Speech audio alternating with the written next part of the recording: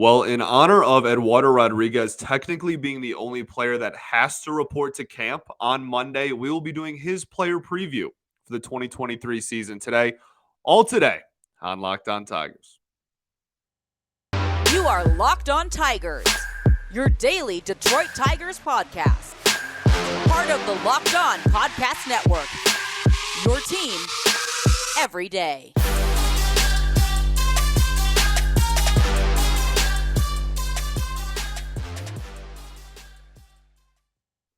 What is up, everybody? Welcome back to another edition of Locked On Tigers. I'm, of course, your host, Scott Bentley. Today is Tuesday, February 14th, 2023. 2023. Yeah, I said that right. Thanks for making Locked On Tigers your first listen. Every single day, we are free and available wherever you get your podcasts, including YouTube. Happy Valentine's Day, everybody. It's kind of just feels right. I don't know why. I can't explain it, but it feels right to have the first Tuesday show I have in months just be on Valentine's Day. I'm not really sure why, but I'm feeling that. I'm digging it. So we are back on a Tuesday for the first, since November? Maybe? Probably early December. And today we are going to be talking about Erod. You know, as I said in the cold open, it's kind of funny. Technically speaking, this is, not the case, but technically speaking, he's the only player that has to report on Monday, the day that I'm recording this, right? He's the only player that is required to show up. Now, he won't be in camp alone, and there's a lot of guys that show up early. There's plenty of players that are going to be down there and whatnot, but pitchers that are part of the World Baseball Classic, that was Monday's deadline, and it's just funny just seeing, he's really the only person that has to be here. And again, like I said, obviously that's not the case. So that kind of just inspired me, I guess we'll say, to do a player preview on Erod and get him out of the way pretty early on here. You know, I think last season is impossible to ignore. And we already did a last season recap on Erod, and that's where we talk about a lot of that stuff. But I think it is impossible to just blow past it and just be like, yeah, last year happened and whatever. We're just going to pretend like it didn't and move on. I'm not really sure we can be that oblivious to it, but I am all for moving on because I'm honestly, I'm so tired of the take of just like, well, who knows if he's going to stay on the field? He might just run away again. Like he's done it every year of the last 6 years or something like that. I'm so tired of hearing that. And like injuries are unpredictable. Injuries are not the same thing. So if he gets hurt and he goes down, like I don't want to hear it. Like, oh, you said he wasn't gonna. Injuries are very, very different, especially on the pitching side of things. Okay. But I am just so tired of, oh, maybe he's just gonna disappear again. Who knows? Like, he's not. And look, I'm the one that has this show, and if he does disappear again, then I'm the one that looks like a clown, okay? And I'm going to be the one that, like, oh, remember when you said this? And that's going to be, my face covered in pie. But he's done it one time in his 6-year career. It was a family matter that he felt the need to do, and it was a disaster of a season anyway. It wouldn't have changed really anything. So Erod coming back wouldn't have made this offense not the worst that I've ever seen. So I'm just ready. I am ready to move on, but I do feel like when doing a player preview of his upcoming season that it's impossible for me to just not talk about it whatsoever. So there you go. That's probably, hopefully, the last time we have to really discuss the 2022 off the field issues that were involved with Eduardo Rodriguez. It's again, it's not like he does this every year, and injuries are totally different. So I want to get that out of the way at the beginning. I also want to talk about the contract. We will get into the opt-outs and the future of Eduardo Rodriguez at the end of the show. We will do that. But for now, I just want to talk about when he was signed. I feel like there was some sort of misconception that this dude was the ace on a championship winning or contending team. And that's never been the case. And I think that was kind of pinned against him early on. Like this was the only dude last year that was really paid legitimate money. right? A lot of dudes under team control or just don't have very big contracts, period, on the team last year and in the rotation last year. He was really the only guy that was given legitimate, mid-rotation or front-end rotation money. And so I think everyone expected him, and he was the opening day starter. I still think he was the best pitcher on the staff last year. It just he only threw 91 innings.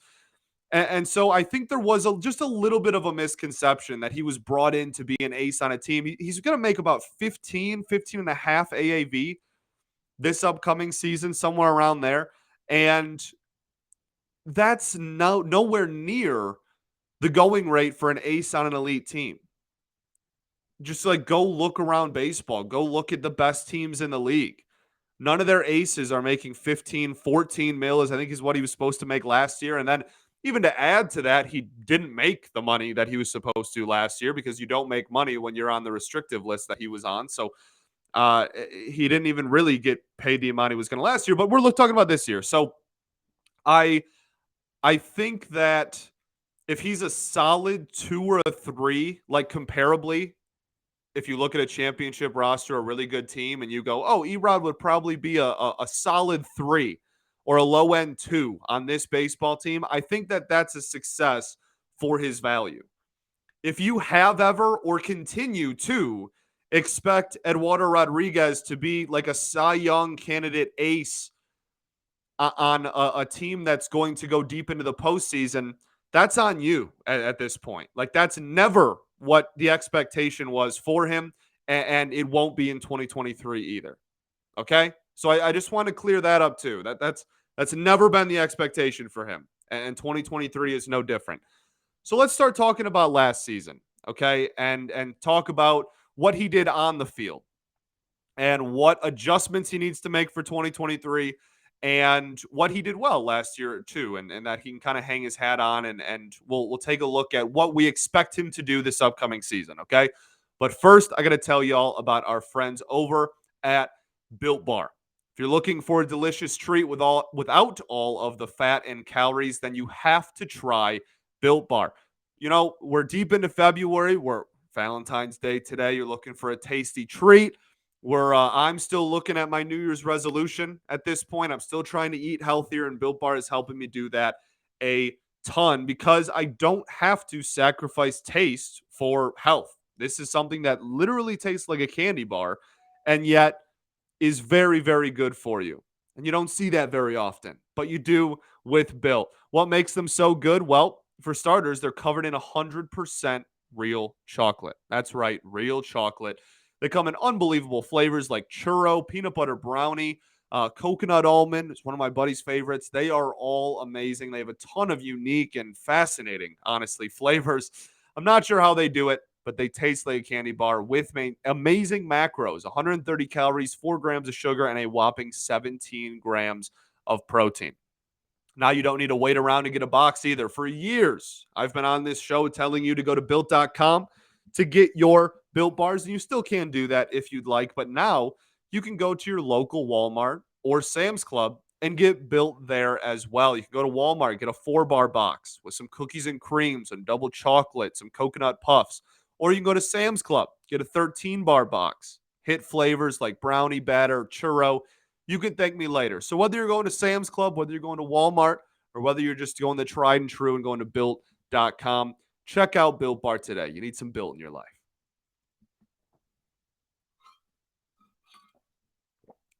All right, everybody.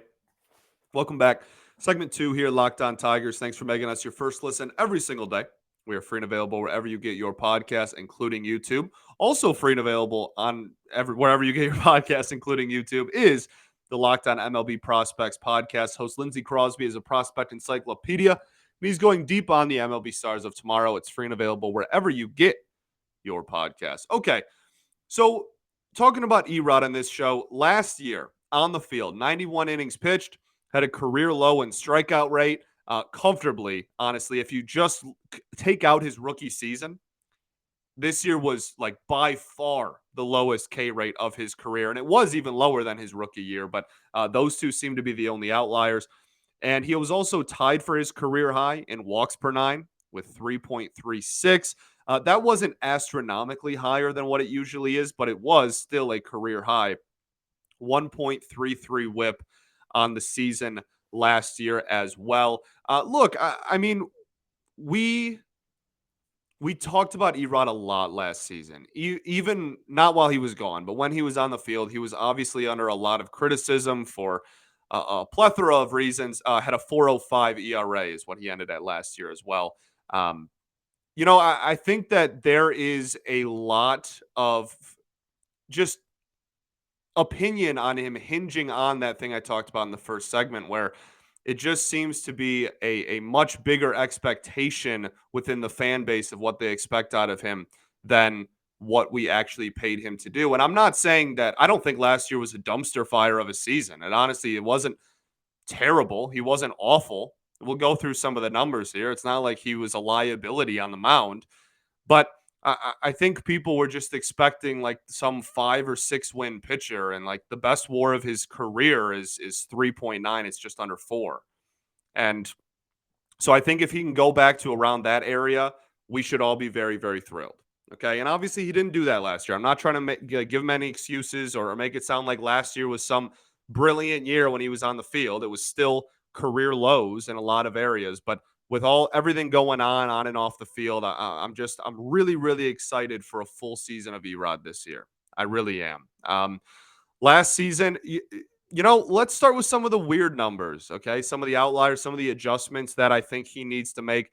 First off, first and second in the batting order last year. This one really jumped out of the page at me. Almost 1,000 OPS against him with hitters that were first or second in their lineup. And then the rest of the lineup is like somewhere in the 600s OPS against. So if he can just get through the first two in the lineup, and the way that lineups are constructed these days, most teams are putting their best hitters 1, 2. So that makes sense. But that big of a difference, like over 300 OPS points of a difference between the top two and the rest of the lineup, is really dramatic. So we need him to make an adjustment in that regard. That can be something to look out for sure. Just starting off hot and then carrying that momentum out through the rest of the game. But there are some things that he did really well still last season that he has done well his entire career and are part of the reasons that we paid him. First off, just against right-handed hitters, he excelled. He was still really good. 673 OPS against righties in 2022.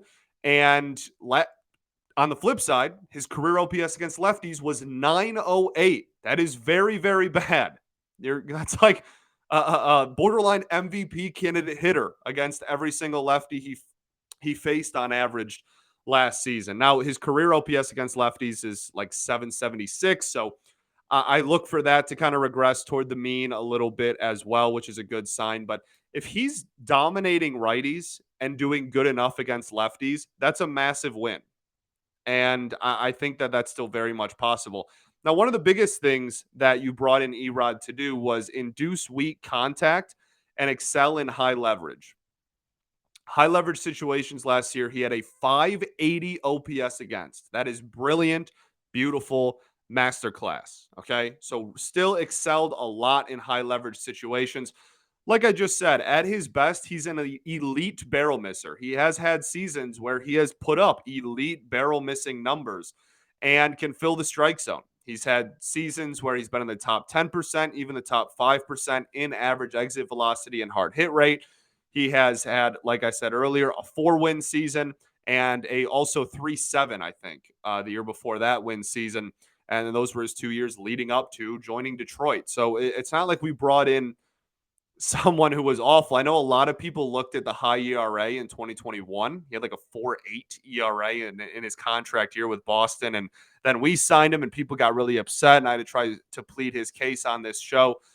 And if you look at his projective numbers, and I know not a lot of people, some people, I shouldn't say not a lot, but some people don't like those, and that's fine. But like his FIP that year was a 3.32.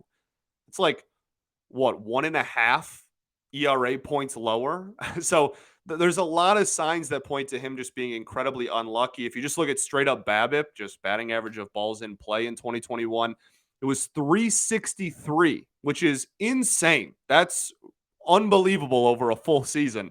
And his career mark is a little over 300. And last year, it was actually a really solid 277. Now, again, it was only 90 innings.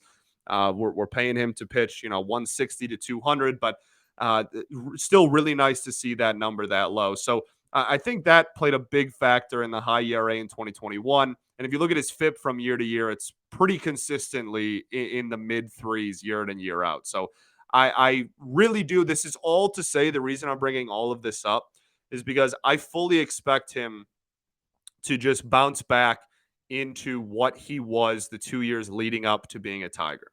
And that's not the ace of a really good team, but it is still a very, very solid middle of the rotation arm on a good team and is probably going to be the ace on this team for at least the first half of the season. We'll talk about that a little bit later. If you look at the type of pitcher that he is, again, a lot of weak contact, average ground ball rate pretty much every year his entire career. But last season, it was kind of fascinating. He had a very high fly ball rate, but also a very low line drive rate. You want that line drive rate to be as low as possible. And the fly ball rate you can live with if you play in Comerica Park. So even with the change in dimensions, I don't really care. It's not that dramatic. We talked about that with Tyler Alexander yesterday. I really like that style. Like, try to get weak contact, try to get people under the baseball. If they're hitting fly balls to center field, that's great. If they're hitting ground balls to the corner, that's great, right? His ground ball percentage is in the mid, it's like 44, 45%. So that's obviously a really solid number as well. I continue to like his profile. I never stopped liking Eduardo Rodriguez's profile. It's just I didn't want to talk about the drama surrounding him every single day last year, so I didn't. And I think that kind of took the wind out of the sails of a lot of people, including myself. But I am still a huge fan of this signing. Just as excited as I was when it happened, 2 winters ago, last winter. Yeah, last winter. And I'm excited for this year because I'm hoping that we get a full season out of him. If we are looking at what it's going to take for him to revert back to that, now we're going to play the if game a lot this season. Well, this series, I guess, this player preview series. We're going to play the if game a lot. And I know some people don't really like that, and that's fine. But if he can go back to just his K rate that he's been putting up every year of his career before this past season, like, this is the outlier. I guess that's the biggest point I'm trying to drive home, really across the board, not even just with the strikeouts, just everything. This season is the outlier. His last 2, 3, 4 years leading up to this all looks pretty similar. So if he can go back to a K rate that's around what we expect it to be and around not league average, around his career average, and his walk rate cannot be the highest of his career, which again is the outlier, I think we can finally see the Erod that we were all really excited to see when he put pen to paper last winter. His pitch mix, we will get into right after I tell you guys about our friends over at FanDuel. Look, the Super Bowl just ended. Very fun with FanDuel and all of the advertising that they did for it. We are now into basketball season and then eventually into baseball season, baby. Really, after the Super Bowl, to me, it's baseball season. But for now, we have basketball. And we are really excited about finally being partnered with FanDuel. It's the midway point of the NBA season. You can get a no-sweat first bet with FanDuel up to $1,000 in bonus bets back if your first bet does not win. Just download the FanDuel Sportsbook app. It's safe, secure, and super easy to use.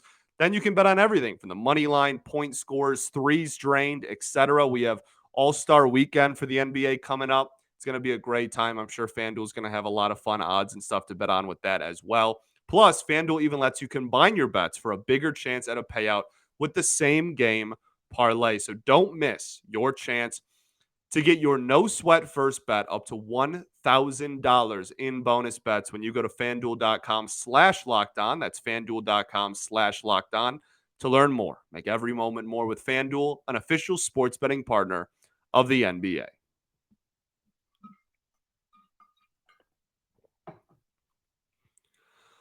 All right, everybody. Welcome back Third and final segment here, Locked on Tigers, talking about Eduardo Rodriguez, Erod. So if we look at his pitch mix, I'm gonna just re-talk about it briefly, just because again, he only pitched 91 innings last year, and I think it's important to reiterate the type of pitcher that he is, as we've been doing throughout this whole episode.